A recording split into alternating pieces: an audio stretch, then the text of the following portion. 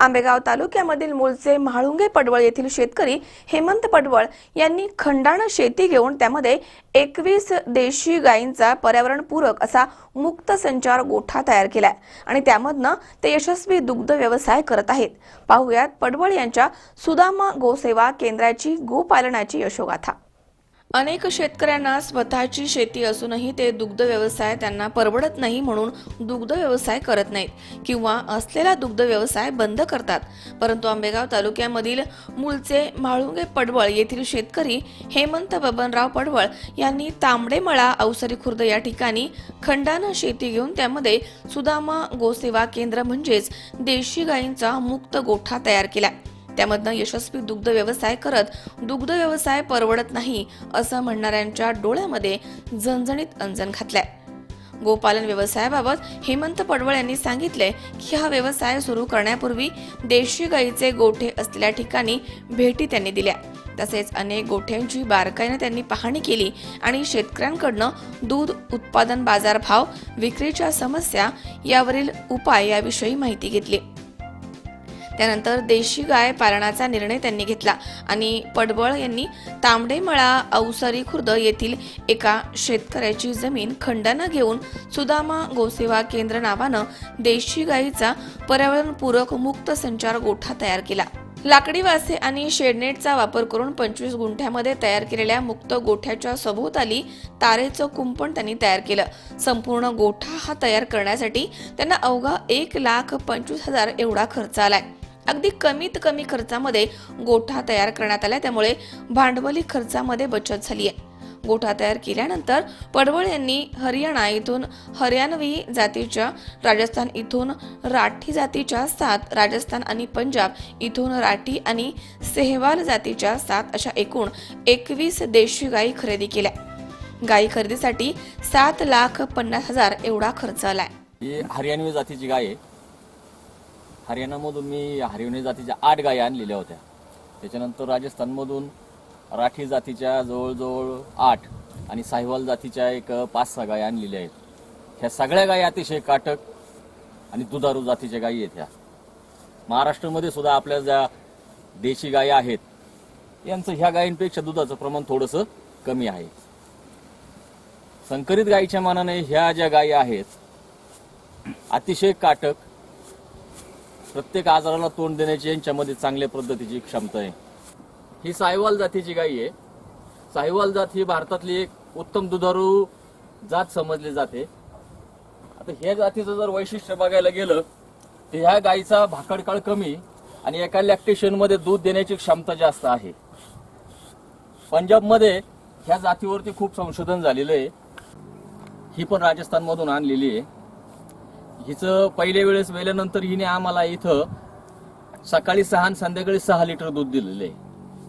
आता तिचे थोडेसं चारा पाणी नसल्यामुळे दुधाचं प्रमाण कमी झालंय, पण हिला जर पूर्ण क्षमतेने चारा मिळाला तर एका वेळेस 8 सकाळी आणि संध्याकाळी पण हिचं 8 लिटर असे 16 लिटर दूध देण्याची हिच्यामध्ये क्षमता आहे।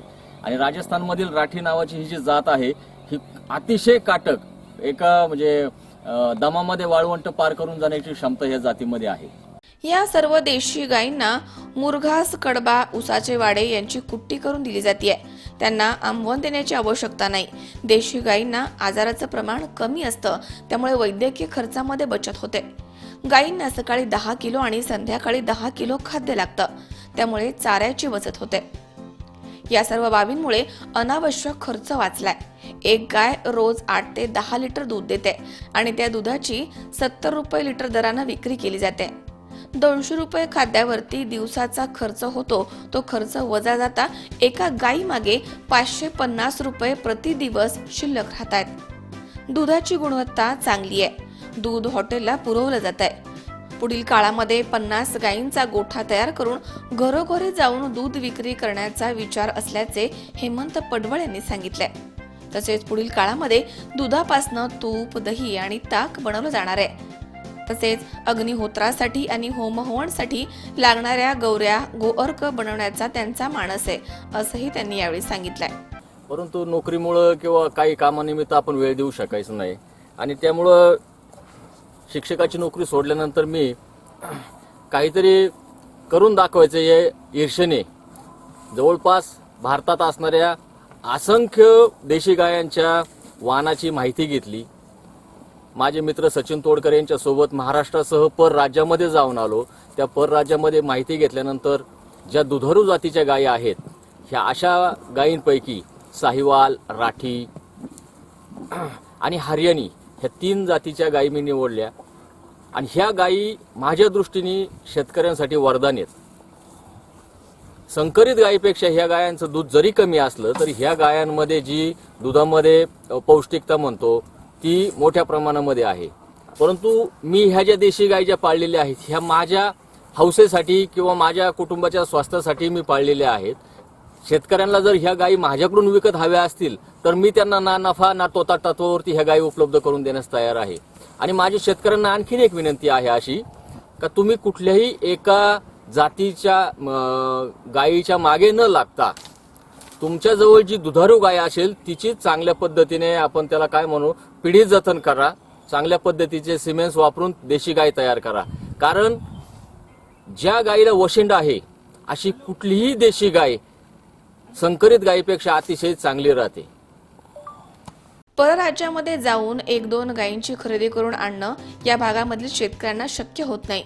अशा शेतकऱ्यांना ना नफा ना तोटा या तत्वावरती गाय उपलब्ध करून जास्तीत जास्त देशी गायी संवर्धनाकडे शेतकऱ्यांना वळवण्याचा विचार सुदामा गोसेवा केंद्राचा आहे, असं हेमंत पडवळ यांनी सांगितलंय. शेतकऱ्यांनी इतर जातीच्या गायींच्या मागे न लागता कोणतीही देशी दुधाळ गाय पाळावी, असं त्यांनी सांगितलंय. पडवळ यांना यशस्वी गोठा दुग्ध व्यवसाय करण्यासाठी अशोक सोपानभोर, संदीप भोईर, तांबडेमळा ग्रामपंचायतचे सरपंच ज्ञानेश्वर भोर, बजरंग दल मित्रपरिवार यांनी मोलाचं सहकार्य केलंय. तर नारायणगाव कृषी विभाग केंद्राचे डॉक्टर धनेश पडवळ, डॉक्टर जयप्रकाश पाचपुते यांनी मोलाचं मार्गदर्शन केलंय. अतिशय प्रतिकूल परिस्थितीमध्ये पडवळ यांनी सुरू केलेल्या या पर्यावरणपूरक देशी गायींच्या गोठ्याला अनेक शेतकरी आज भेट देत आहेत. स्वतःची शेती असून देखील दुग्ध व्यवसाय परवडत नाही असं म्हणणाऱ्या शेतकऱ्यांसाठी हा एक दिशादर्शक आणि आदर्श उपक्रम म्हणावा लागेल. देशी गायी मुळात ही भारताची ओळख आहे. ही देशी गाय जी आहे ना आपली, ह्या गायीच्या पासून मिळणारं दूध खरोखर खूप पौष्टिक दूध आहे. त्याचा अनुभव मी स्वतः घेत आहे. संकरित गायीच्या दुधात तुलनेने ह्या गायीचं दूध जरी कमी असलं तरी ह्या दुधापासून मनुष्यासाठी जे फायदे आहेत ते खूप चांगले फायदे आहेत. महाराष्ट्रामधला आपला जो देशी गोवंश आहे याची दुधारूपणा थोडासा कमी असल्यामुळे मी परराज्यातून ह्या गायी आणलेल्या आहेत. परराज्यातून गायी आणणं तसं खूप अवघड आहे. स्थानिक पातळीवरती जर पाहिलं तर ज्या स्थानिक शेतकऱ्यांना 1 किंवा 2 दुधारू गायी देशी वाणाच्या गायी घ्यायच्यात यांना परराज्यातून गायी आणणं थोडंसं अवघड जातं. मग माझे राजस्थानमध्ये चांगले मित्र आहेत. संपत भार्गव नावाचा एक मित्र आहे का तो जेणेकरून तिथं चांगल्यातल्या चांगल्या दुधारू गायी खरेदी करून इथं पाठवतो. मी सुद्धा माझ्या दृष्टीने एक ठेवलेले आहे का जास्तीत जास्त देशी गो संवर्धनावरती काम करायचं यापुढे. आणि ह्या देशी गो संवर्धनासाठी परिसरातील स्थानिक जे शेतकरी असतील यांना देशी गो संवर्धनाकडे वळवायचं. त्यांना 1 किंवा 2 गायी दुसऱ्या राज्यातून आणणं शक्य नाहीये तर मी त्यांना इथे माझ्या फार्मवरती ना नफा ना तोटावरती देशी गायी देऊ शकतो की जेणेकरून देशी गायीची संख्या आपल्या परिसरामध्ये वाढेल. स्वप्नील जाधव, C24 तास, मंचर. सबस्क्राईब करा आमच्या YouTube चॅनलवर आणि बेल आयकॉनवरती क्लिक करा सर्वात पहिले आपल्या परिसरातील बातम्या बघण्यासाठी.